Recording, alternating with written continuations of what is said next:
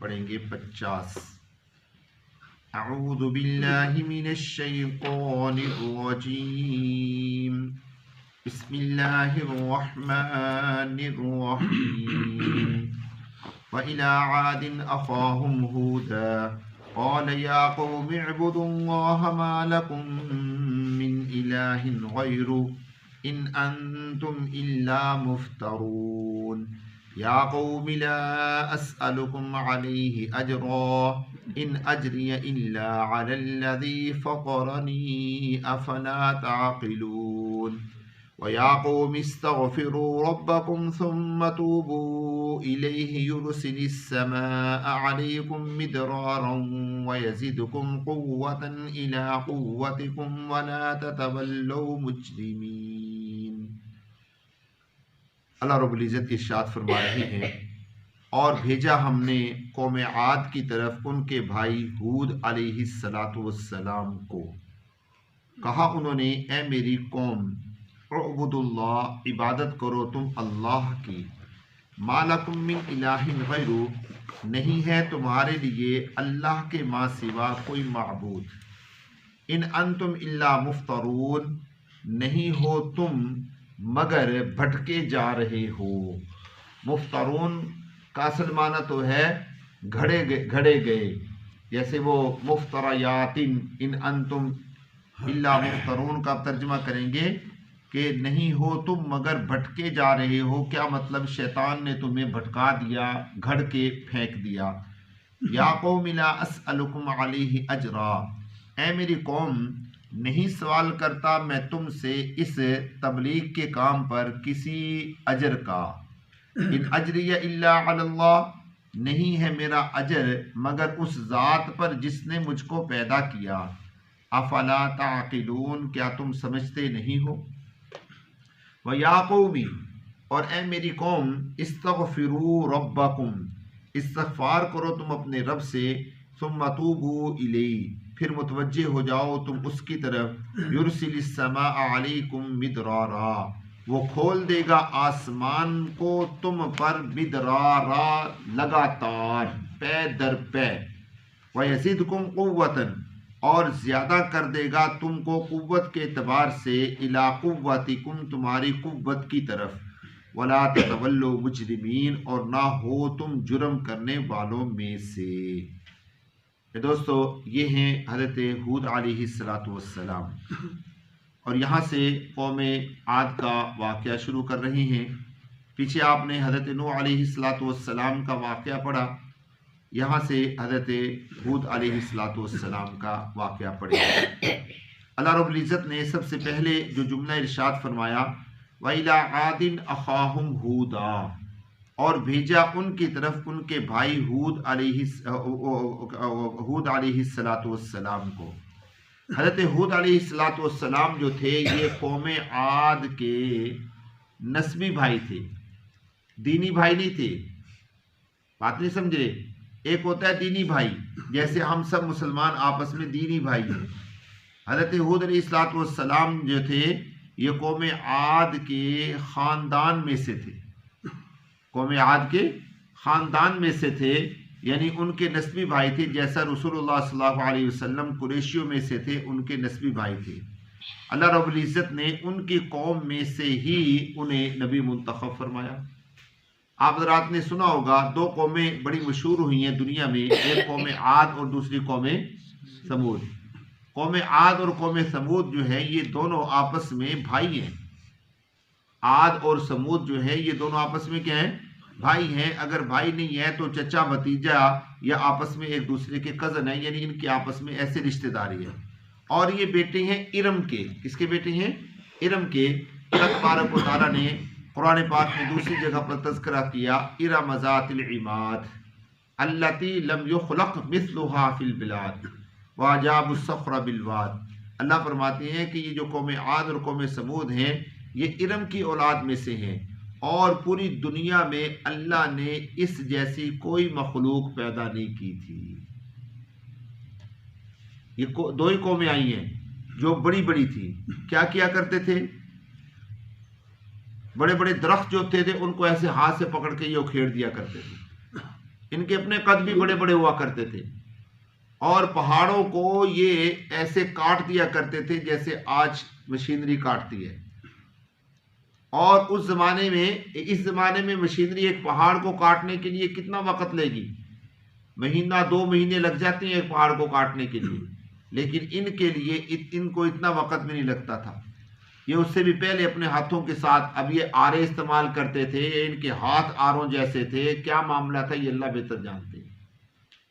لیکن یہ بڑے بڑے پہاڑوں کو تراش کر کاٹ کر گھر بنایا کرتے تھے، اور آج بھی ان کے جو نشانات باقی ہیں ایسے لگتا ہے جیسے اس زمانے کے اندر بڑی بڑی مشینیں تھیں جو آروں کے ساتھ بڑے بڑے پتھر کاٹ دیا کرتی تھی، کیونکہ بالکل چورس مربع شکل میں پتھر کٹے ہوئے ملتے ہیں۔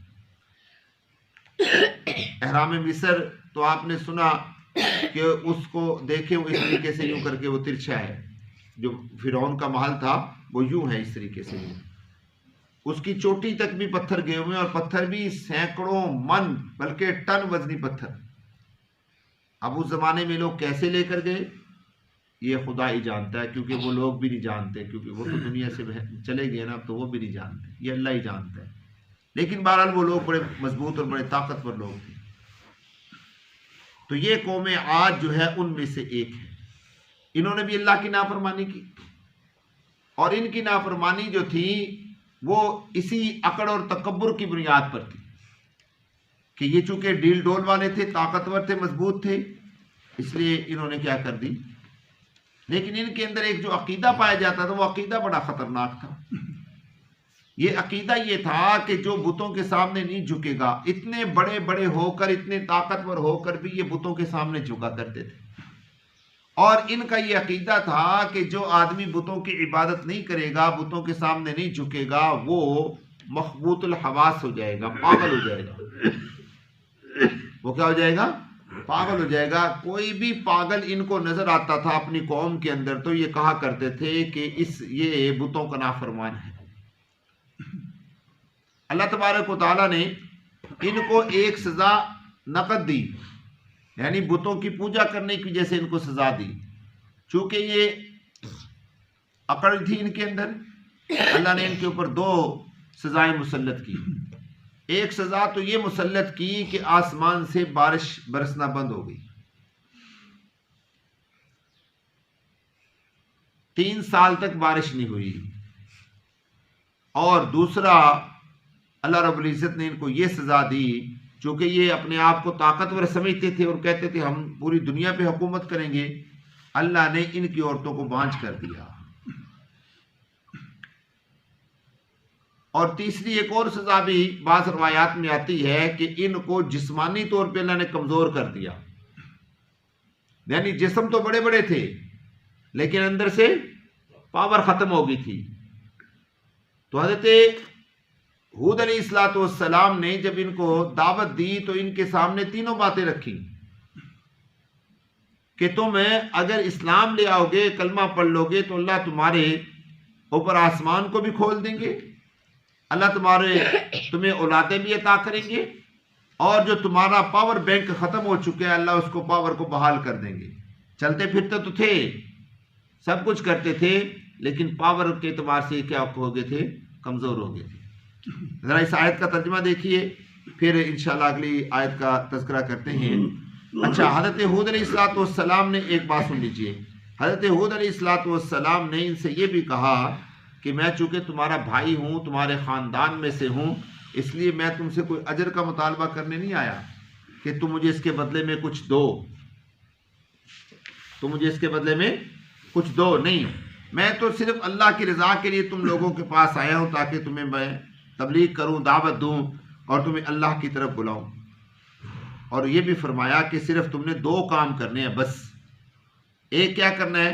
اللہ سے توبہ اور استغفار کرنی ہے، اور دوسرا اللہ کی طرف متوجہ ہو جانا ہے۔ میں دوستو یہاں پر ایک مسئلہ سمجھ لیجئے جو ہم سے متعلق ہے، پھر ترجمہ کرتا ہوں۔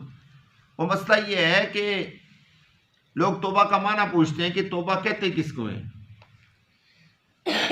اللہ رب العزت نے قرآن پاک میں ارشاد فرمایا، یا ایھا الذین آمنوا توبوا الی اللہ توبۃ نصوحا، بلکہ ایک آدمی نے تو مجھے یہ بھی سوال کیا کہ جی یہ نسوح کوئی آدمی تھا جو اللہ تبارک و تعالیٰ یہ فرما رہے ہیں کہ تم توبہ کرو نسوح کی توبہ کی طرح؟ شاید نسوح کوئی آدمی تھا، اس نے کوئی توبہ کی ہو۔ بیان کرنے والے تو پتہ نہیں کیا کچھ بیان کر دیتے ہیں۔ نصوحہ کا معنی ہے ایسی توبہ کرنا کہ اس کے بعد دوبارہ پلٹ کر انسان اس طرف نہ جائے، اس کو کہتے ہیں توبۃ نصوحہ۔ یعنی جو انسان نے گناہ کیے ہیں ان گناہوں پر شرمندگی ہو اور آئندہ نہ کرنے کا عزم ہو کہ یا اللہ آئندہ نہیں کروں گا، اور اعمال صالحہ پر اس کو کی طرف وہ متوجہ ہو جائے، تو اسی چیز کا نام ہے توبۃ نصوحہ۔ اور یہی حضرت ہود علیہ السلام نے اپنی قوم کے سامنے پیش کی۔ کیا فرمایا؟ اے میری قوم استغفار کرو اپنے رب سے۔ حدیث پاک کے اندر آتا ہے جو آدمی صبح و شام 100 مرتبہ استغفار پڑھتا ہے، استغفر اللہ ربی من کل ذنب واتوب الیہ پڑھ لے، یا استغفر اللہ الذی لا الہ الا هو الحی القیوم پڑھ لے، دونوں میں سے کوئی ایک پڑھ لے، یہ استغفار ہے۔ عام طور پہ لوگ اس کو کیا کہتے ہیں؟ استغفار۔ اچھا ہم بھی نہیں سمجھاتے، ہم بھی سن لیتے ہیں، جب بھی کوئی ملے اس کو کہا کرے بھائی اس کو کیا پڑھنا ہے؟ استغفار پڑھنا ہے۔ اور استغفر اللہ کو لوگ اکثر کیا پڑھ دیتے ہیں؟ استغفر اللہ۔ اب استغفر اللہ پڑھیں گے تو اس کا مطلب کیا ہے؟ اے اللہ تو توبہ کر، ہم نے توبہ نہیں کرنی۔ کتنا معنی بدل گیا؟ استغفر اللہ کا مطلب ہے اے اللہ میں تجھ سے توبہ کرتا ہوں، اور استغفر اللہ کا مطلب ہے اللہ تو توبہ کر۔ تو کتنا معنی بدل گیا؟ تو اس لیے اس کے اوپر اصلاح کیا کریں، اور کوئی بھی لفظ غلط ہو نا تو اس کی اصلاح ضرور کیا کریں۔ جیسے اخلاق اور اخلاق 9.5 کیا کہتے ہیں اس کو، جتنے 2 ارب مسلمانوں میں شاید علماء ہوں جو اخلاق پڑھتے ہیں، ورنہ ساری دنیا کیا پڑھتی ہے؟ اخلاق ہی پڑھتی ہے۔ سمجھے؟ اخلاق کا معنی کیا ہے؟ کوئی پھٹے پرانے کپڑے پہن کے آیا، ہم نے اس کو پکڑ کے اور اس کے کپڑے پھاڑ دیے، اس کو ننگا کر کے بھیج دیا، یہ ہے اخلاق۔ اور اخلاق کا معنی ہے کوئی پھٹے پرانے کپڑے پہن کے آیا، ہم نے اس کو اچھا لباس دے کر عزت کے ساتھ اس کو رخصت کیا، یہ ہے اخلاق۔ ہم کہتے ہیں تیرے اخلاق بڑے اچھے ہیں، اس کا مطلب تو لوگوں کو کپڑے پاڑ دا لوگوں دے۔ تو 2 کام کرنے ہیں، استغفار، پہلے اللہ سے توبہ استغفار کریں، ثم توبوا الیہ، پھر اللہ کی طرف کامل متوجہ ہو جائیں۔ بس اللہ تبارک و تعالیٰ آسمان کے دروازے بھی کھول دیں گے۔ ایک جملہ فرمایا وَيَزِدْكُمْ قُوَّةً إِلَىٰ قُوَّتِكُمْ، اور اللہ زیادہ کر دیں گے تم کو قوت کے اعتبار سے، إِلَىٰ قُوَّتِكُمْ، جو تمہاری قوت ہے۔ کیا مطلب ہے؟ میں دوستو بڑا پیارا جملہ بولنے لگا ہوں، ذرا غور کیجئے گا۔ اولاد، خاص طور پہ نرینہ اولاد، بیٹے باپ کی کیا ہوتے ہیں؟ قوت ہوتے ہیں، طاقت ہوتے ہیں۔ اللہ تبارک و تعالیٰ فرماتے ہیں چونکہ تمہاری اولادیں نہیں ہو رہی، اس لیے تمہاری اولادیں ہوں گی، وہ تمہاری طاقت میں اضافت کا ذریعہ بن جائیں گی، تمہاری طاقت میں اضافے کا ذریعہ بن جائے گی۔ ایک وقت ہوتا ہے بیٹا باپ پہ مان کرتا ہے، بیٹا کہتا ہے میں فلاں کا بیٹا ہوں، ایسے ہی ہے نا؟ میں کہوں کہ میں فلاں کا بیٹا ہوں، اور ایک وقت گزرنے کے بعد پھر باپ کہتا ہے کہ میں فلاں کا باپ ہوں، اس کو خوشی ہوتی ہے کہ میرا بیٹا انجینئر بن گیا، میرا بیٹا ڈاکٹر بن گیا، میرا بیٹا بڑا عالم اور بڑا مفتی بن گیا۔ پھر باپ کو بیٹے پہ مان ہوتا ہے، پہلے بیٹے کو باپ پہ مان ہوتا ہے۔ تو اللہ رب العزت یہی بات سمجھا رہے ہیں کہ جب تمہاری اولادیں ہوگی تو تمہارے اندر پاور پیدا ہو جائے گی، طاقت پیدا ہو جائے گی، اور تم مضبوط ہو جاؤ گے۔ ذرا دیکھیے ترجمہ اللہ تبارک و تعالیٰ کیا ارشاد فرما رہے ہیں، شروع سے دیکھ لیجئے۔ وَإِلَىٰ عَادٍ أَخَاهُمْ هُودًا، وَإِلَىٰ عَادٍ أَخَاهُمْ هُودًا، اور بھیجا ہم نے قوم عاد کی طرف ان کے بھائی حضرت ہود علیہ السلام کو، اور کہا انہوں نے اے میری قوم عبادت کرو تم اللہ کی، مَا لَكُم مِّنْ إِلَٰهٍ غَيْرُهُ، نہیں ہے تمہارے لیے اللہ کے ماں سوا کوئی معبود، ان انتم الا مفترون، نہیں ہو تم مگر گھڑے جا رہے ہو، تم بہکے جا رہے ہو، بھٹکے جا رہے ہو، یا قوم لا اسألکم، اے میری قوم نہیں سوال کرتا میں تم سے، علیہ اس پر کسی اجر کا، ان اجریہ نہیں ہے میرا اجر مگر اس ذات پر جس نے مجھ کو پیدا کیا۔ بدلہ تو کس نے دینا ہے؟ اللہ نے دینا ہے۔ یہ میرے دوستو بدلہ نہیں ہے، یہ بات ذہن میں رکھیے گا۔ دنیا میں اگر ہم کسی کو کسی کے نیک کام کا دے دیتے ہیں نا بدلہ، تو وہ بدلہ نہیں ہے۔ میں وضاحت کر دوں کہ کسی امام کو تنخواہ دے دینا یہ بدلہ نہیں ہے، کسی کو خادم کو تنخواہ دے دینا یہ بدلہ نہیں ہے، یا کسی نے آپ کے اوپر احسان کر دیا آپ نے اس کا کوئی بدلہ دے دیا یہ بدلہ نہیں ہے، کسی نے آپ کے بیٹے کو دین کا کوئی مسئلہ سکھا دیا آپ نے اس کو کچھ دے دیا یہ بدلہ نہیں ہے، کیونکہ دین کے کسی بھی شعبے کا ہم بحیثیت انسان بدلہ دے ہی نہیں سکتے، کوئی بھی ہے۔ میں اپنے آپ کو نہیں کہہ رہا، کبھی آپ سمجھے میں اپنے آپ کو مخاطب کر رہا ہوں، نہیں، کوئی بھی آدمی دین کی خدمت کرتا ہے کسے باشد، اللہ تبارک و تعالیٰ تو ابابیلوں سے بھی دین کی خدمت لے سکتے ہیں۔ ہم کسی بھی، جیسے وہ کہتے ہیں نا استاد، حضرت علی نے فرمایا تھا جس سے مجھے ایک لفظ پڑھایا میں اس کا کیا ہوں؟ غلام ہوں۔ وہ مجھے چاہے تو بیچ دے، مجھے چاہے تو ساری زندگی اپنا نوکر بنا کے اپنے گھر میں رکھے، میں اس کی خدمت کروں گا۔ تو ہم دین کے کسی بھی شعبے کا بدلہ نہیں دے سکتے، بدلہ کس کے پاس ہے؟ اللہ کے پاس ہے۔ فطرنی، اس رب نے مجھ کو پیدا کیا ہے۔ افلا تعقلون، کیا تمہیں عقل نہیں ہے؟ وَيَا قَوْمِ اسْتَغْفِرُوا، اور اے میری قوم استغفار کرو تم، کس سے بلا؟ اپنے رب سے، ثم توبوا، پھر اس کی طرف متوجہ ہو جاؤ، پھر کہیں اور نہ جاؤ۔ یرسل السماء علیکم مدرارا، وہ کھول دے گا تم پر آسمان کو پے در پے، لگاتار بارشیں برسیں گی۔ وَيَزِدْكُمْ قُوَّةً إِلَىٰ قُوَّتِكُمْ، اور زیادہ کرے گا تم کو قوت کے اعتبار سے تمہاری قوت کی طرف۔ وَلَا تَتَوَلُّوا مُجْرِمِينَ، اور نہ لوٹو تم جرم کرنے والے بن کر۔ آگے سے قوم نے کیا کہا یہ انشاءاللہ کل کی مجلس سے۔ الحمدللہ۔